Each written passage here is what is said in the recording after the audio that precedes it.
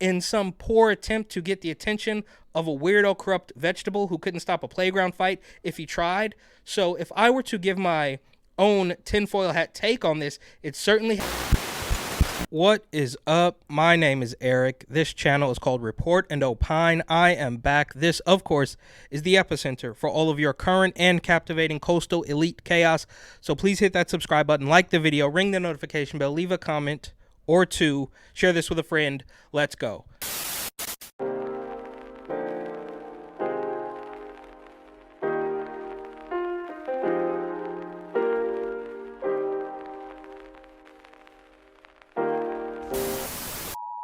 Now, I really did not want to get into this. I did not want to touch the Israel-Palestine thing because, as far as I can tell, it's an ages-old conflict that I don't know much about, and they're using it to drum up anger all over the place right now. And we've seen this type of operation before.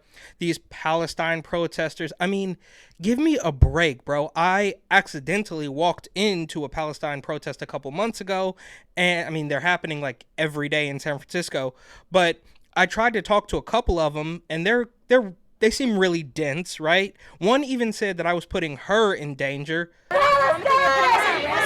What's that? Risk by being out there, so if we ever put any content in the future, they won't let us in, so we're not going to talk to anyone. Wait, so do you not have a goal here? Or what's the goal that you would like to get on? I'm not speaking to media. No, but if you want to, I mean, if you're the leader of the movement and you want to get your message across? I'm not identifying as a leader of the movement. You're putting us at risk. Please respect us. But it's like, you're out here with a sign and a flag and your little... I'm in college, I have a girlfriend phase. You're marching for something that you apparently carry really deeply about. And now this young, handsome, charismatic black man with an iPhone is somehow putting you in danger. But anyways, these people are just so annoying. It's very similar to the Stop Oil protesters. They are completely delusional. I am not sure what they want. I guess they want for Bo Jiden, who can't even put together a sentence and is barely president of the United States, or maybe I should say we are barely the United States anymore because we don't have a border, but that's not what we're talking about here. They want that man to stop a war happening halfway across the world, and they plan to do it by stopping traffic and destroying Christmas trees or something. It doesn't make any sense. One Bay Area reporter even went out of her way to make sure that she described them as peace activists as they ran a Palestine flag up a pole at the Golden Gate Bridge.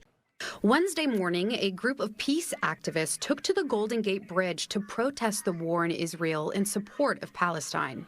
And we'll get to that. But first, and this is just first on this list, there's plenty more of this stuff going on in dozens of other cities, I'm sure. But as you know, this is typically about San Francisco and New York. From November 16th, 80 protesters cited after Bay Bridge shut down. Some of them even threw their car keys into the bay, and they were eventually charged with things like false imprisonment, unlawful public assembly, and refusing to disperse. But they are now also calling on the DA to drop the charges because of freedom of speech and the cost to taxpayers or something. It's all complete nonsense. Suddenly they care about freedom of speech and wasteful spending. And imagine being so entitled that you just demand the DA drop the charges. I mean, I know there's a lot of corruption, but you're not Hunter Biden, right? And as they say, there is no more crime in the Bay. Are you guys worried about consequences like from the police out here? Well, San Francisco doesn't believe in crime. What are you talking about? You know what I'm saying? Shout out the DA though. Oh, shout out London Breed too. Why should I wait online at the grocery store to spend an astronomical amount of money on food because it's all free in San Francisco? And some Bay Area grocery stores, even at this point, look like Fort Knox. They got security guards and receipt readers. Some places you even have to wait outside and get like buzzed in because they don't want to let too many people in the store at one time. And this has nothing to do with Rona. A new grocery store designed with barricades, anti-theft doors, and receipt scanners at the exits. Yeah, so customers must leave through those designated exits and scan their receipt when leaving the store, which allows the doors to open. Unbelievable. But then December 6th, Palestine flag hoisted, flown on Golden Gate Bridge, and this comes with several fact checks because some people said the American flag was replaced, and they want to make sure that you know it was not replaced. They just strung a Palestinian flag up directly under an American flag. It's just freedom of speech. It was safe and it was peaceful, right? Remember, these are peace activists. Wednesday morning, a group of peace activists took to the Golden Gate Bridge to protest the war in Israel in support of Palestine. Then, December 9th, pro-Palestinian protesters stormed Brooklyn Bridge to demand ceasefire. And I think this happened a handful of times. They stormed the Williamsburg Bridge and the Manhattan Bridge. And there's just no way this is organic. I mean, just like there's millions of people storming the border, it's completely inorganic. It is manufactured by something or someone behind the curtain. Then December 13th, not exactly the same thing, but menorah dismantled, thrown into Oakland's Lake Merritt, and it's so sad. We stand with the community, they are a pillar, whatever, but the cops just, they don't know what happened. They're investigating. We need more evidence. It's all laughable at this point. They are not going to follow up on this. We kind of know what happened, but they're never going to tell us. It's sort of like Stop Asian Hate, but also stop noticing who's doing the hate crimes. There was also the story of an Asian business owner who wrote a diss song to the San Francisco mayor, who is black, but then the business owner apologized because some powerful people told him he was wrong. But Stop Asian Hate, though. December 24th, Christmas Eve, pro-Palestinian protesters scale 83-foot-tall Christmas tree in San Francisco's Union Square to demand no Christmas as usual. And as always, shout out to the Daily Mail for having the longest headlines in the entire media landscape.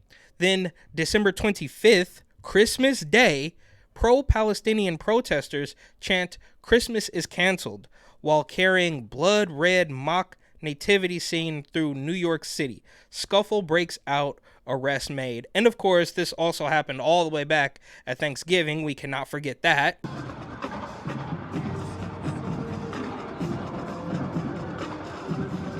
Of thousands of children who are being bombed and buried under rubble.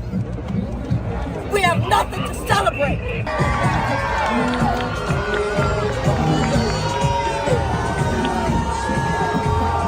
December 27th, pro-Palestinian protesters block airport access roads in New York and Los Angeles. And there is just no way that this is grassroots. This is completely AstroTurf to create chaos. I don't know who's behind it, but it's kind of backfiring on Biden, but maybe it's not. Before we know it, there's going to be no election because of some war in the Middle East. I mean, who knows? Literally nothing is off the table at this point. There is so much chaos, but the big guy will protect you, and he's going to get 10%. Of course, it's going to cost you a lot more for quite literally everything. But these people are burning down everything on their way out, or maybe it is not their way out. Maybe they are destroying everything in order to keep control. I don't know what's happening, but I do know that to stop a war halfway across the world, you do not block up traffic on the Bay Bridge or in Los Angeles or in New York or anywhere in America for that matter, in some poor attempt to get the attention of a weirdo corrupt vegetable who couldn't stop a playground fight if he tried. So if I were to give my own tinfoil hat take on this, it certainly has some weirdo BLM, Narcan, Soros, scam, destruction written all over it.